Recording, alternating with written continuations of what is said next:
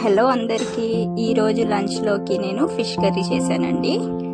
చాలా మంచి gravy టెక్స్చర్తో curry అయితే సూపర్, చాలా టేస్టీగా ఉందండి.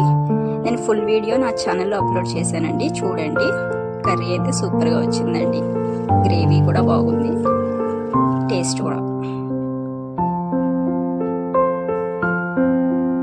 ఫుల్ వీడియో ఛానల్లో అప్లోడ్ చేశానండి, చూడండి.